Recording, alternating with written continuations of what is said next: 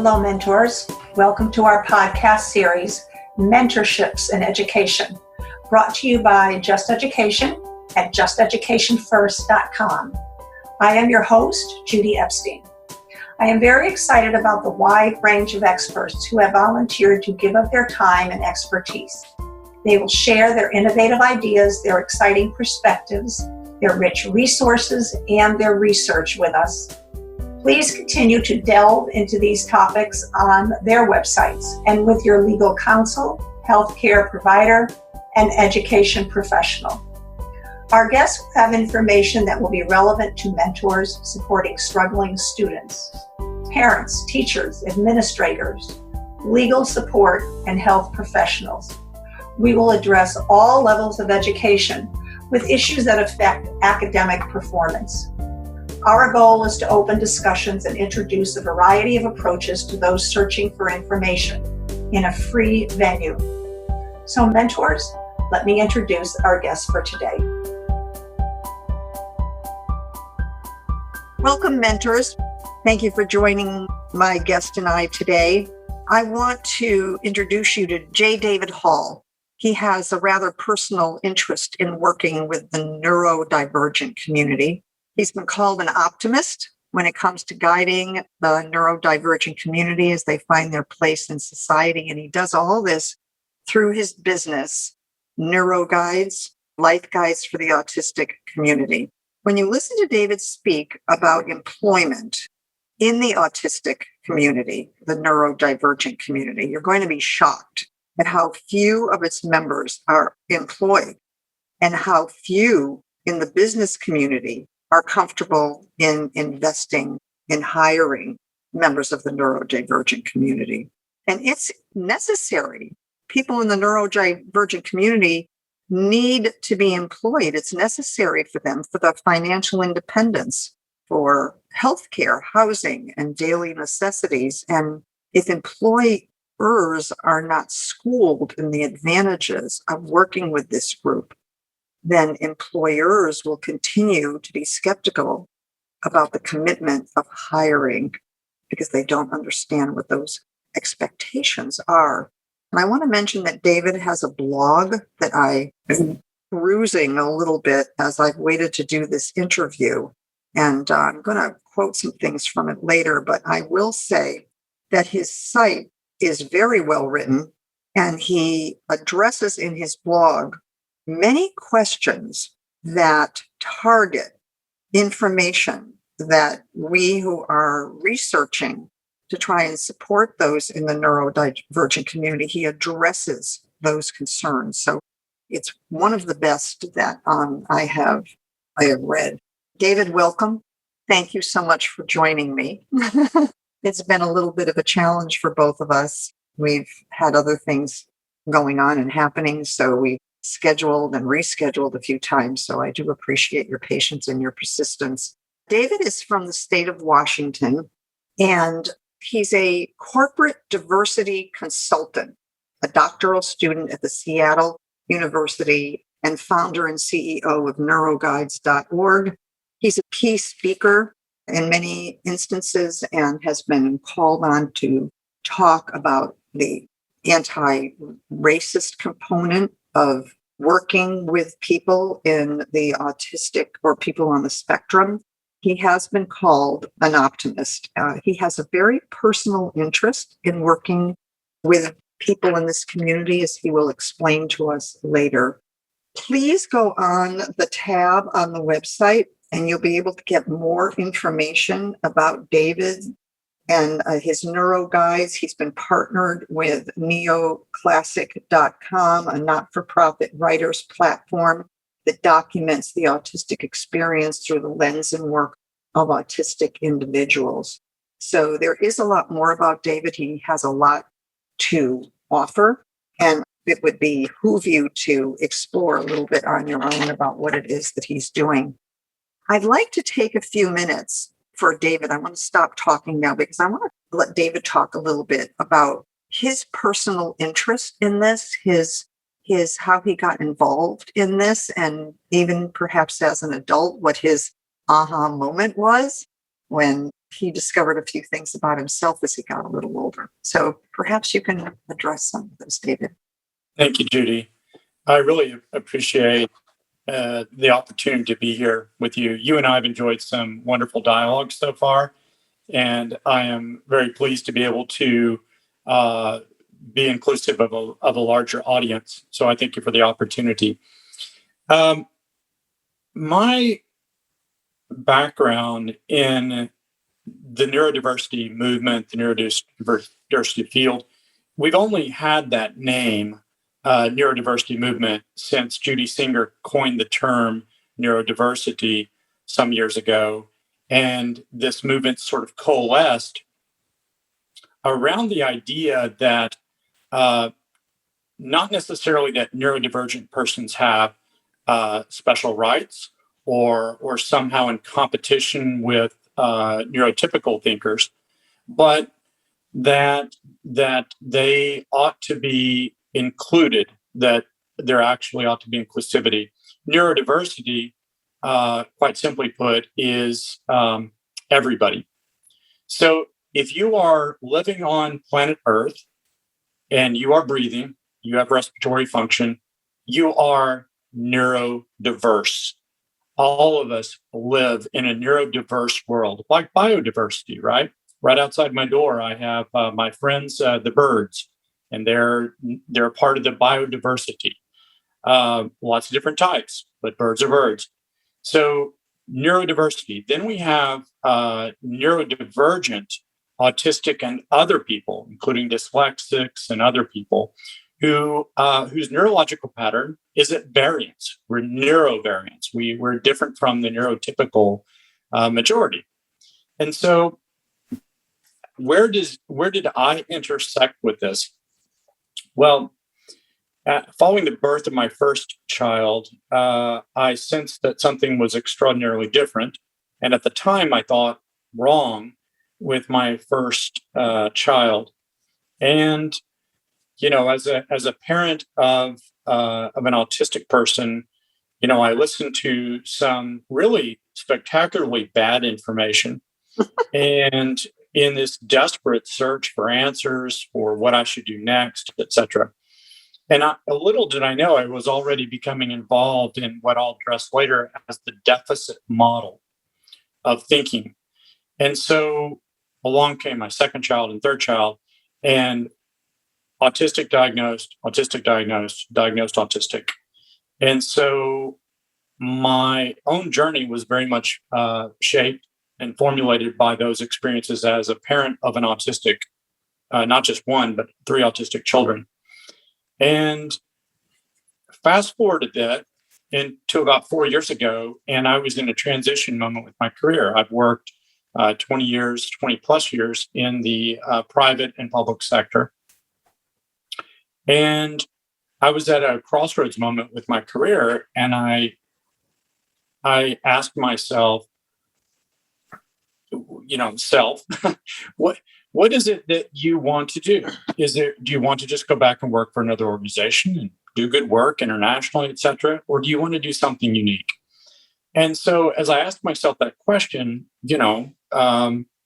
this idea of doing something to intersect and help the autistic community began to formulate. And so I did some research. Judi, you'll appreciate this. Did some research. I did some analytics of outcomes for autistic persons, particularly in the United States, but looking worldwide as well. And what I discovered was that autistic persons, especially when they reach the age of 19, 20, 21 years of age, when all the services are drying up, particularly when they get to that age, are very anxiety-ridden. They're oftentimes chronically depressed, and I mean sometimes deeply chronically depressed. They are, and Judi, this is where we intersect with that employment and career aspect, right? And the research from about 2 years ago tells us, not perfectly, but to some degree, that the unemployment rate for autistic persons in the United States hovers somewhere between 70 and 90%. So somewhere in there, well, it is absolutely, and especially when you think about how many neurotypical people are employed versus how many neurodivergent people are unemployed. And finally, something that struck me very deeply and continues to influence my pursuit of my organizational mission and vision every day is the fact that, and the Johnson Foundation had some research on this, that autistic persons, neurodivergent persons, have about a 9 times the national average of suicide. So that doesn't make the news, but we see neurodivergent people disappearing from the landscape of human persons each day. That's happening all the time. And so when I looked at that, I was struck by that. And I thought something must be done. And of course, the first thing I did was look to traditional resources, state services, federal, education services, all the things that ought to be helping. And what I discovered was that, first of all, the deficit model was very much alive. And I can explain that in a minute. David, I just want to say, I know what the deficit model is, but I want to make sure our listeners do. So I want you to explain that. And one of the other statistics that I found was that 50% or more of autistic adults are living with their parents, which is pretty amazing when you think about the fact that we talk about autistic individuals as having such strengths in areas, for example, math and science, and that they can't find any niche in employment. 50%. Well, Judi, let me tackle that. Okay, first of all, let's explain for your listeners, for your viewers, what we mean by deficit model. Yes. So, at the turn of the last century, not this one, we've made it this far, yay. At the turn of the last century, this word was coined, okay? Or from the root word oneism, autism. And that was because the view of early diagnosticians and people saw autistic people as self-isolating, that they sought to be alone for the most part. They weren't drawn together socially. And what we know now is that very likely it's not the introvert-extrovert model, which is getting kind of long in the tooth. But what it is that, and I've never encountered an instance of this not being true, is that autistic persons are affected with co-occurring conditions, and neurologically something we call sensory processing integration disorder, SPD, sensory processing disorder. And so for most autistic people, they have extreme sensitivities to noise, texture, touch, sometimes visual, auditory, light, things like that. So there's a lot of things going on there that oftentimes drives autistic people to want to be self-isolating, to seek sensory safety zones, right? So again, at the turn of the last century, we had this word, autism, one alone, a person's alone. Then as we get to the 1940s, early 1940s, we had researchers like Hans Asperger, who identified in the early diagnostics, again, these interesting traits about autistic persons. And then we fast forward. So what happened right at that point was psychiatrists, psychologists, therapists, doctors, the medical field, everyone jumps on board, right? And they do what they do best.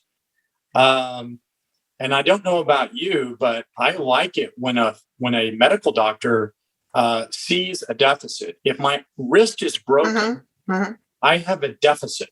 I want to recognize that, and I want the doctor to treat my deficit broken arm to make it whole. But autistic persons are not broken persons. There is not something wrong with them.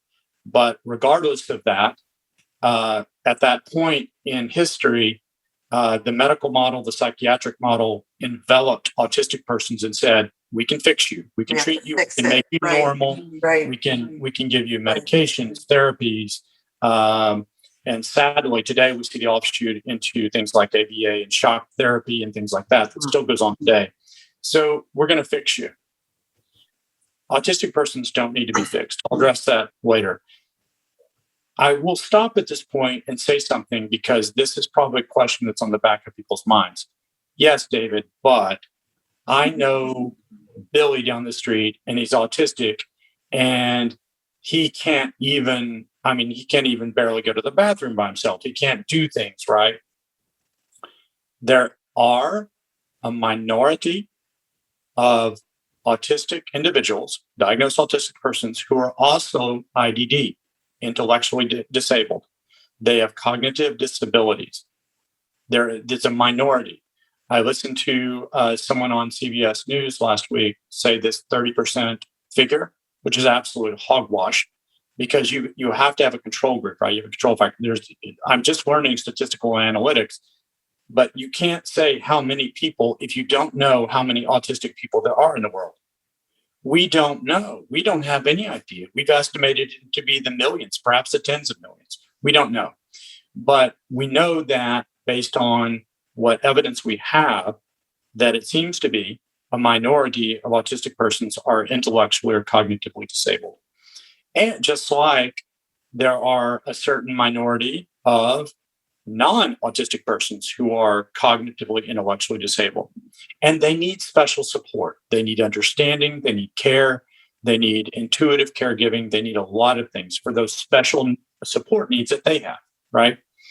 But the majority of autistic neurodivergent persons do not need therapy. They do not need to be fixed. What they need, and this is where my organization comes in, they need to be engaged appropriately and effectively based on their unique strengths. They need to be equipped according to their strengths to help them to succeed in life. They need to be encouraged. Judi, autistic persons are very discouraged. They tend to be very disconnected. And so one of the things that I believe is that we should actively encourage one another. And we all need that, right? But autistic persons need it in particular. So we had this deficit model coming from the early days through diagnostics. And in fact, the DSM, hey, look, which I happen to have a copy right here. The DSM 2 editions ago said that autistic persons on the spectrum, autism spectrum disorder, were mentally deficient. And in fact, the same DSM volume said that gay people were mentally deficient. Wow, really? So yes. So we've come far. We've come far in an understanding of neurology and human persons. So through all that, deficit model has been with us. It's always been with us.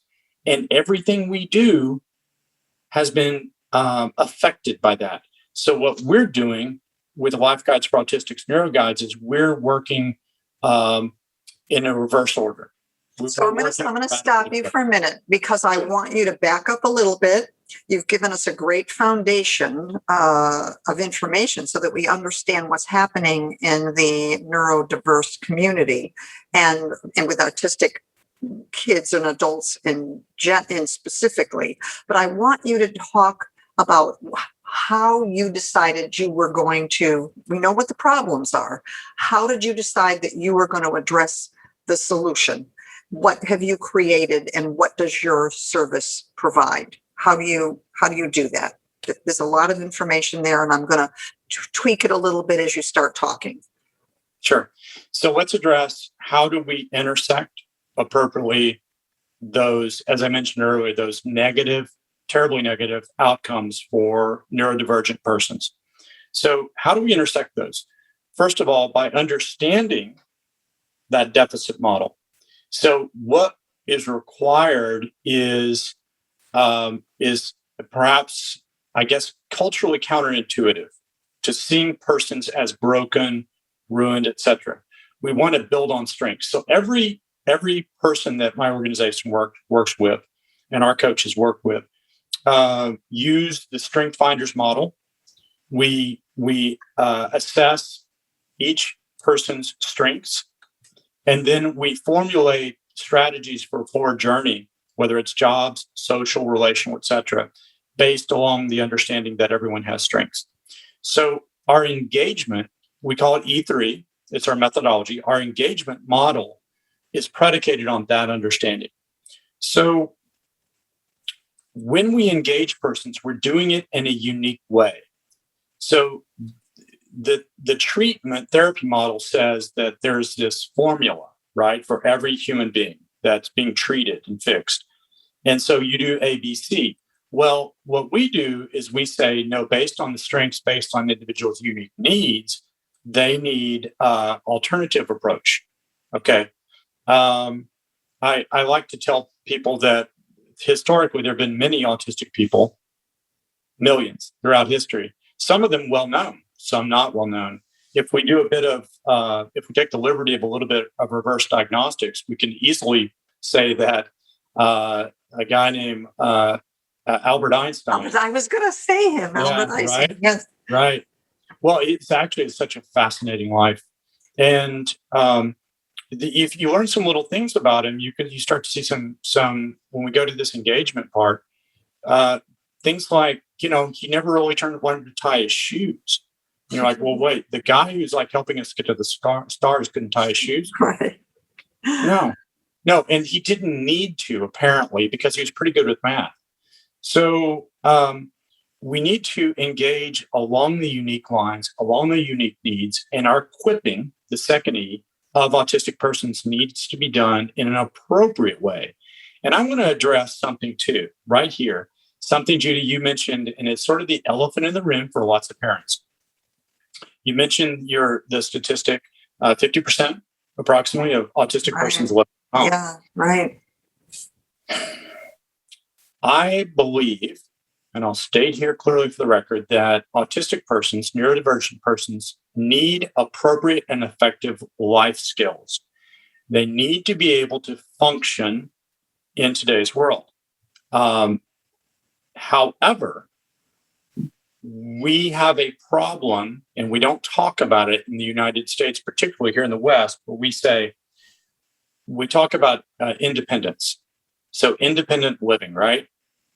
And I make a humorous point out of this when I talk to other people and give, addresses and keynotes and things. And that is, I think there are probably a couple of independent people in the United States. They hunt elk up somewhere in Wyoming.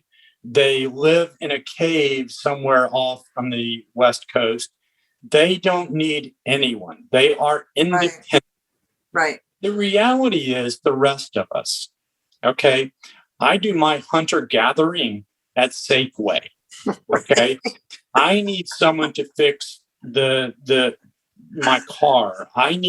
There are thousands and thousands of ways I intersect community and community resources. I love that analogy. That's so good. So for a parent who's thinking, yeah, David, that sounds great, but my kid lives in the basement and we can't get him to do anything. Okay. Your child needs that interdependency. He needs that community that family first provides, and then needs to expand. There are things that can be done and should be done, ought to be done, that will help that person to become more effective in understanding their own strengths, their own career paths, their own social paths, things like that. And we can do that. And in fact, and I protect the confidentiality and anonymity of my clients, but I've got some great stories of those kids in the basement who are now working, who are now socially active and engaged. And some of them, ready for this, still live at home. But the relationship has completely changed now. And the parents are breathing deep sighs of relief because no longer is there this thinking of this ongoing burden. As I grow old, what will happen to my child? Well, we've engaged them effectively and appropriately. So now they have skills, direction, forward motion that they didn't have before. Right? So that's a really good point, because I hadn't viewed it that way. I'm thinking, oh my gosh, they're living at home. That means i.e. they're totally dependent. But you just introduced a totally different perspective of that relationship. And I will back off and say that you're right. I mean, we all depend on each other. We live together as a family, and even with your husband and wife, or with your adult children, or with your elderly parents, and we are all dependent on each other, and we're dependent on the rest of the community for a lot of things. So you're absolutely right. That was a good description. In Neuro Guides, when I first started reading it, I was thinking about, well, you are working with young adults and teaching them the skills they need to be in the community. But you do a lot more than that. You work with corporations, you work with parents of children who are diagnosed. It's a very interconnected process you use. You don't just focus on one aspect of it. So how do you bring all of these teams of people together to be effective? Because I would imagine at some point that people can be butting heads. That can be very contentious at some stages. Sometimes it is. But I want to address something. So one of the cultural models, the models and views of autistic neurodivergent persons is that, they get this diagnosis. Let's say you've got a 19-year-old who's diagnosed autistic. The family says, okay, now we know they're autistic. The pressure of the cultural workplace, even model, is that, okay, you're autistic, therefore, the equal sign, right? Therefore, you must go become a coder and work in computer programming in the tech sector. So there is this quiet assumption that must occur. And I see it every day. I engage with it every way. In fact, some of our larger corporate models that are now embracing this idea of neurodiversity, although they're what they're doing is they're pursuing diversity very strongly, but not inclusivity. So in the DEI, they're missing out on the I. But what they say is, oh, well, we're going to make this into a business consumer model. We're just going to put these autistic people who, because they're autistic, equal sign, therefore must be great at tech. We're going to push them into these cubicles. We're going to sit them down in front of a keyboard. We're going to learn how to code. Now, for those who are predisposed, it's their strengths. They have an interest and a fascination and excitement with tech. I think it's great. Let's get them into tech careers. But Judi, the majority of autistic persons that we serve, that I work with, have no interest in tech. I'll say it again. They have no interest in tech. Only a few do. So should we push them into these tech careers because that's where they'll be, they'll find a sense of belonging and all these other things? No, I think we ought to help them to be in an appropriate job field for them. We need to find what they're interested in. And my friend has an autistic son, and he's an amazing artist. Yes. Couldn't care less about how the computer goes on and off, but he makes some beautiful paintings, and he uses colors that I would never think of putting together for some of the pictures that he's made. So, right. Of course. Now, our responsibility in intersecting with that is if we then say, let's find appropriate places based on strengths, based on passions, et cetera, for autistic persons, our responsibility as mature guides and helping is to ensure that they are well informed, that they know that there's a difference between having an interest and having something that can be a career, a job where someone will provide income. Well, someone will provide for you. I remember a very young client some years ago who had a fascination for collecting Matchbox cars. You know, those little cars? Mhm. And they had them all. They had like hundreds of them. I don't know. They had every kind. And they knew everything about every one of those cars. Okay. So I did some research and I found out there is actually a museum in the United States. I think it's maybe in Kentucky. I don't know, but it's somewhere out there. And it is a Matchbox cars museum. They have them all. So this young woman could have found a career as a museum curator in the Matchbox Museum. Interesting. Right. So I'm just going to say, Yeah. sure, possible. But the reality is that that's probably only a 1 in 100,000 shot that they could be the curator of that museum.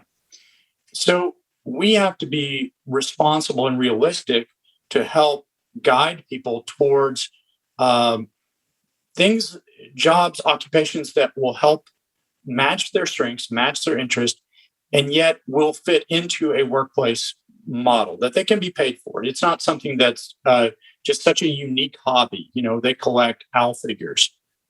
Okay, that's fantastic. We don't want to denigrate in any way that. I want to celebrate it, but is it an employable skill? Now we come to the next piece, the workplace. Leaders, the workplace culture. You said it a moment ago, Judi. The workplace culture is a troublesome place for autistic people to fit in. And I've just understated that vastly. I know that. So part of our work in corporate consulting and leadership. Oh, did you have a question, Judi? Go ahead. So I'm just going to say it's a troublesome world. I'm asking more than saying, but it's a troublesome world, I would imagine, not just for the person who's looking for a job, but also for the company, the enterprise that is looking at this young person, realizes that they have a little different presentation and isn't quite sure yes, they're well qualified for the job, but what does hiring them commit the company to do? How are they going to be able to provide the special needs of this person? Is it going to be financial? Are they going to have to commit to maybe a one-on-one mentor or other expenses? So I would imagine there's some pressure or pushback here, not just to get these kids into companies where they're qualified, but to try and get the companies to open up to the possibility that they might be able to use this young person. Okay, very good. Yeah, no, a very good question, and I want to address that by saying, first of all, keep in mind, don't forget that we have that deficit model, which has affected everything we're doing, including workplace culture. Also, the fact is that what were you typically presented with? And there are organizations, not going to mention names, but there are organizations and there are, in fact, companies, media entities, etc., who very selectively pick persons with either mild to significant cognitive intellectual disabilities to represent the autistic community. Now, again, I will say, those persons, they are as autistic as anyone else who is diagnosed, but they have support needs that are greater than the persons who are not cognitively disabled. Mm-hmm. So if you're presented with that model, and let's just say you're president of a company, you're the hiring manager. If that model is all you know, is that there's sort of this Rain Man effect, and I just made that up, but it's like a Rain Man effect, where, for example, on CBS News story the other night, 60 Minutes, this brilliant young man who is probably a savant. There's cognitive disability, but there's an incredible visual acuity and processing skills that he's able to identify patterns and extreme complexity and things. So if that's the model of autistic people that you have in your mind, that they're cognitively disabled, but they're they're great at doing this thing in accounting department, then I'm going to say that you're starting off as a potential employer, hiring manager or president of the company from a wrong-headed model of who autistic persons are. Now, do they require through a hiring process, onboarding, and beyond? I'm not going to say special. Do you know why? Because we all have needs, every one of us, and in a country where disability is estimated to be at 40% of all people in the workplace as disabled in some way, we all have needs. So those folks are going to need consideration, not special, but consideration so that all persons in this universal design can be hired, can find a place in the workplace and find value. For example, interviewing, okay? Most autistic persons, and I'm generalizing, but most autistic persons have a lot of anticipatory anxiety about going through an interview process. Interview processes, we know them, are constructed by neurotypical people for neurotypical people. And they look for things, sort of the checklist, right? That most autistic people coming into an interview setting are not going to grasp. Did you just think eye contact? So yes. did I. Yay, we thought eye contact at the same moment. But that's what I'm thinking is that if people in the companies don't understand what's going on. Yes. Let me give it. Yes, I'm sorry. Go ahead. No, I love that we both did eye contact at the same moment. So I grew up, my dad, who I love dearly, I grew up with the cultural assumption that if you were not making eye contact, you were dishonest, you were inauthentic, you were ungenuine. And in fact, in some of our new AI programs, that facial recognitions, they will measure the pupils moving. They're looking for you to not make eye contact so they can check you off and say, well, this employee is probably going to steal from you. Okay. And that's true. Not that they will, but it's true that that's what's happening. And employers are taught culturally that if a person is not making eye contact with them, they're disingenuous, inauthentic, they're probably a thief, something like that. That is a cultural construct. Autistic persons are not comfortable with staring into the pupils of another person. They are typically processing by looking off to the side. They're processing on a deep level. They're listening to everything you're saying. In fact, they may be taking in a lot of your body language, but they're not staring into your eyes. I will add, if we look culturally at Native American peoples in the United States, and actually indigenous cultural peoples worldwide, many of them consider it to be great offense to stare into the eyes of another person. Many Asian people do that, I believe. In our culture, we consider it to be disingenuous, inauthentic, etc. It's a cultural presupposition. We need to stop doing that. As an employer, if you sit down with an autistic person, forget about it. Let go of it if they're not looking in the eyes. Don't say, oh, well, bad candidate. Stop doing that. In this hiring process, are you asking questions that, if you step back and look at your interview process, they're based on emotive cues. They're not based on concrete construct formula. In other words, if you ask someone about a task, are you going to explain what that task would entail, or are you going to assume that they know it? A concrete construct thinker like an autistic person is going to suddenly, in processing, they're going to transport themselves into working out formulas. They're great problem solvers for the most part.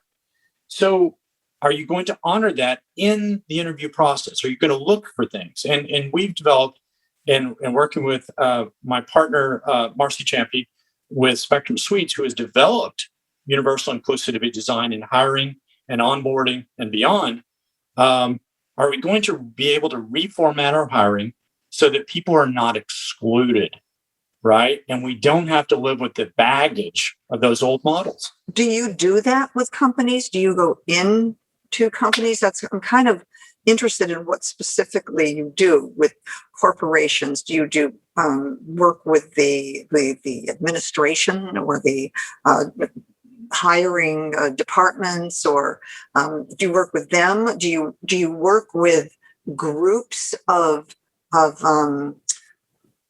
children? Do you offer workshops, for example? Children, I mean young adults who are looking for jobs. Do you do workshops with them where people come in? Do you do one-on-one? How do you, what is it that you do? Judi, yes to all of the above. I will say though this, I'm going to add one thing, that with our work and through our 501c3 nonprofit charitable organization, Lifeguards for Autistics, we focus on those older adult populations. And I say older, you know, you're calling kids, I may call them younger people. Right. It could be in their 20s or 30s. But we focus on that specific window of people from, say, 19 to 25 years of age. Although right now we have, as clients we serve, I think our youngest is 16, our oldest is 58. So, but during that critical threshold time is when we see the maximum effect of these negative outcomes, right? So we want to go to where they're most needed at that age to be able to help transform their journey into success.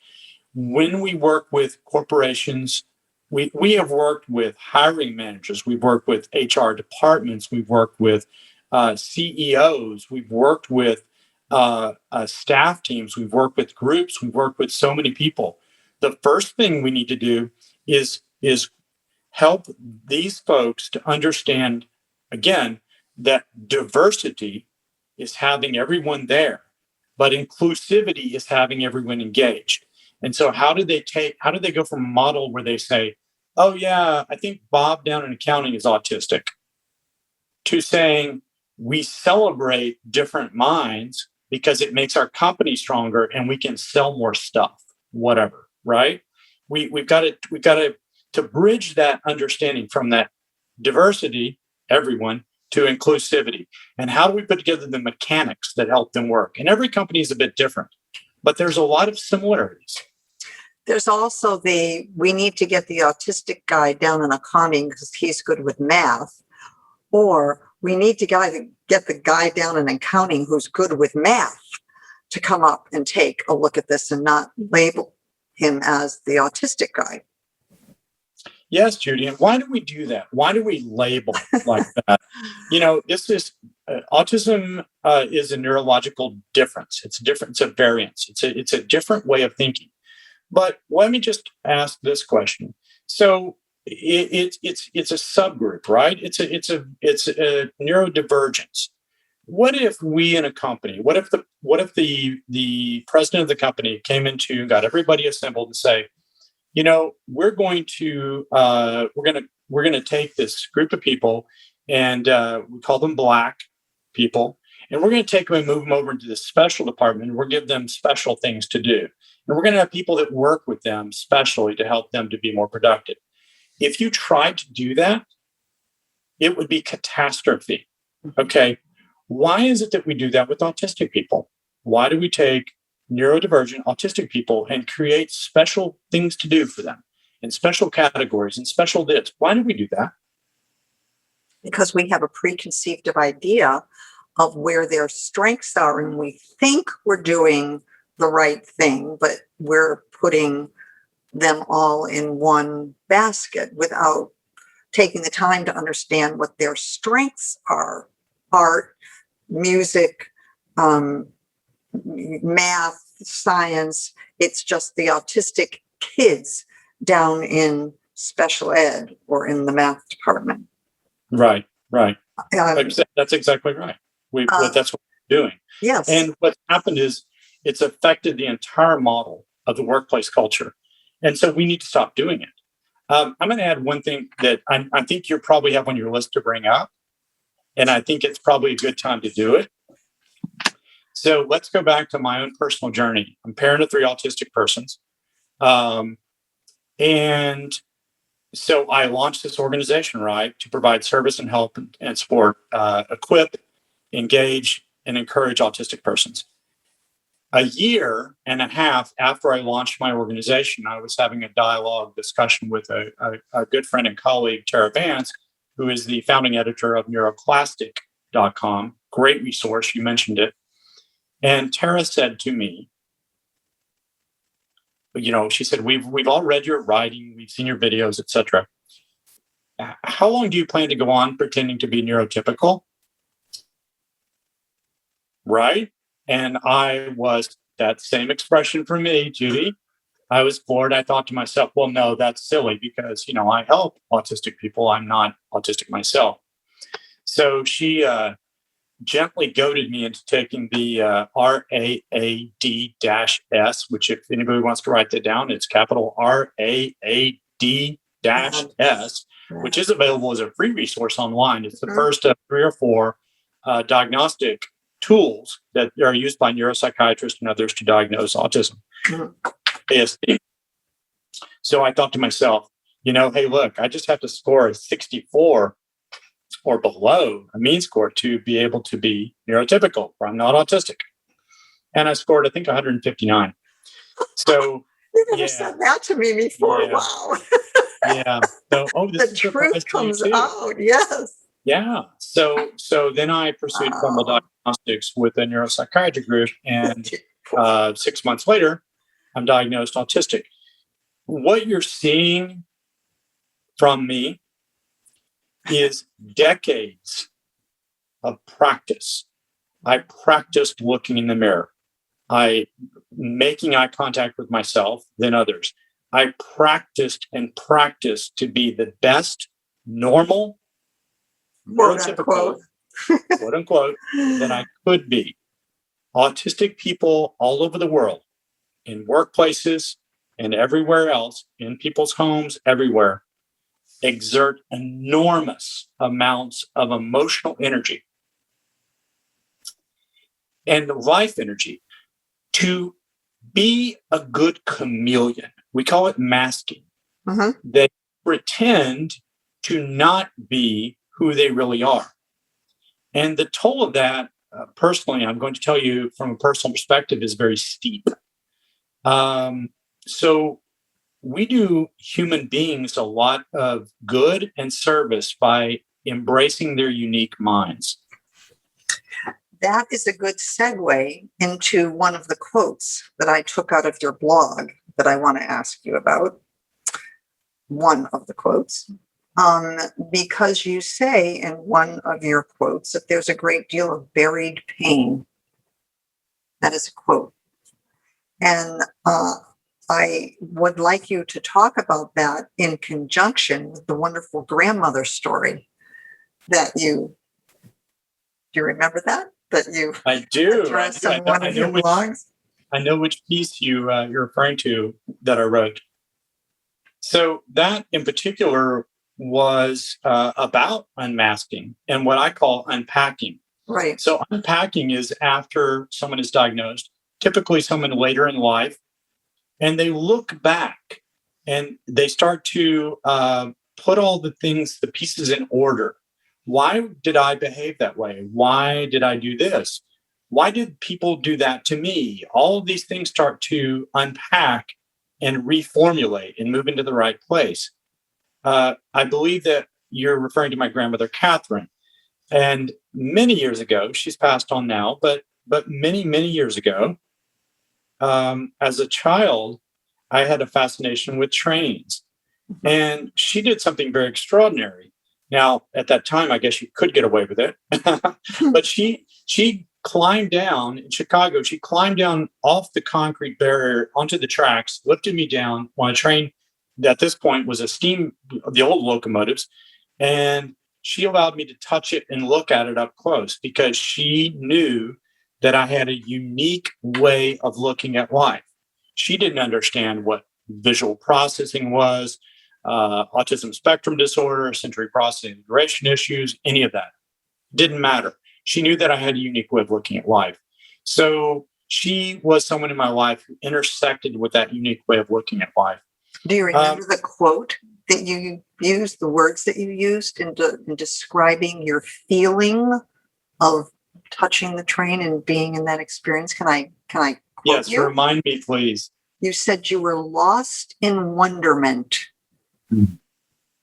That's an absolutely beautiful phrase that brought so much emotion to me as I am reading this, because I'm sure that there are other children who have felt at a particular moment when someone allowed them to be themselves, to express themselves, that they were also lost in that moment of ecstasy, maybe for the first time.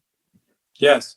And I'm of course, I'm working on my doctorate degree with Seattle Yes. University in organizational leadership. And there's a business methodology, a workplace methodology. It's known as flow, the flow concept, right? Mhm. So flow, in a basic way of looking at it, means all the things are in right order with a person, so that they become lost in their work, right? They forget what time it is. They don't have any idea. They don't look at it. They're just lost. They're loving their work.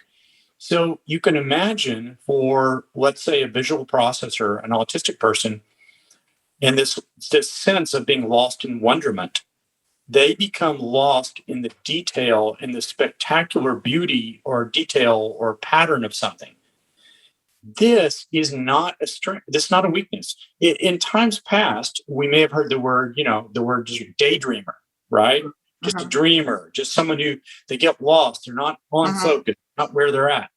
I'm going to submit to you and to your listeners that it is quite possible that being a daydreamer, being a visual processor, is extremely powerful. Okay. That perhaps somewhere in there is something amazing happening. I have a quote on my wall by Albert Einstein, and it says, play, play is the highest form of research. There's a part of our minds that needs to be engaged in play. We need to be allowed to be creative. And in a workplace where you're doing things, you have projects, you're trying to sell things, whatever, right? Those people, if you can identify their strengths and their visual processor, and there's something going on that you can't see that's under the surface, if you can embrace that, that's a powerhouse thing to do. Nothing can be created unless somebody envisions it first. And if if someone has the strength of being a visionary, then there's the foundation of the research you need to begin to develop whatever it is you're developing, a product, a city, whatever it is. We have limited time left, and I want to give you a few minutes to address whatever you think is the most important that you want to share. I want to remind our listeners to go to your website, because there's so much information that David has available that's free. I know that he would be more than willing to pursue with you any lines of questioning that you might have, that information that you might have picked up a little bit of today that you want to kind of push down the road a little bit. I'm sure he would be willing to do that with you. But David, if you were to take a few minutes and maybe impart some words of wisdom, you know, Sure. what would they be? Yeah, Judi, I think a couple things come to mind. First of all, is for your listeners, if you're there today, if you're at this point and you're engaged in listening with us as we dialogue, and you think to yourself, I wonder if I'm not on the spectrum, if I'm not autistic as well. I've always wondered about that. I do things differently. I see life differently, etc. I want to encourage you to ask more questions, to seek that out.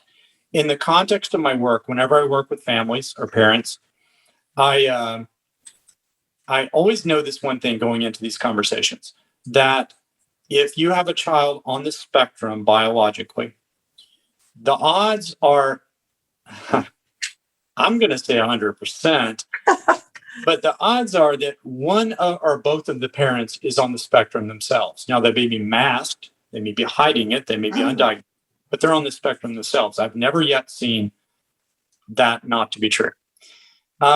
So please, if this speaks to you, if you think maybe I'm on the spectrum, don't be afraid to pursue diagnostics. We're at the point now where we're decades and decades past Rain Man and where we automatically assume autistic persons are mentally deficient, right? We're not at that point anymore. There are people who are now coming out and saying, I am an autistic person. And it's a wonderful breath of fresh air. Please pursue that. Secondly, I want to leave you with this thought that I'm intentional. Our organization is intentional at reaching people who are at this cusp. This moment in time where they're standing on a precipice at 19, 20, 21 years age. We want to reach them at that point because it's the most critical to help them redirect and find a transformational life journey. I am not ignorant to the situation that someone diagnosed early or an autistic child needs the same kind of help. I know that. If you're a parent listening today, or an educator, or someone who can intersect the life of an autistic child, and you can prevent them and their parents from making some really bad mistakes and not seeing the full person there, then I want to encourage you to do so. I wish, Judi, I really do wish this, that we could help everyone on the autism spectrum and all the people who love and care for them. I wish it, but we have to use our energy most effectively where we can. That's the two thoughts. I'm glad that you mentioned teachers along with parents, and I know that teachers work so hard to be inclusive of everyone in their classrooms. I hope that they will use you as a resource, perhaps to dig further into how they can more effectively work with students that they know are neurodivergent in any sense of the word, I hope. Thank you so much, David. It's been a pleasure speaking to you, and I have learned so much from you, and thank you all for listening to the podcast. Please be safe and stay connected. Thank you, mentors, for being with us today. If you found this podcast of value, please visit justeducationfirst.com to subscribe to our blog and Mentorship and Education podcast, so that you may continue the exploration with us. Our goal is to provide a free treasury of information for our listeners, so they can become acquainted with the amazing resources that we have available to us. We want to thank all of our guests for giving their time and sharing their wealth of information with us. Please also visit their websites and explore more of their resources to further your pursuit of the topic. Hope to hear from you at justeducationfirst.com. Have a good week, and thank you.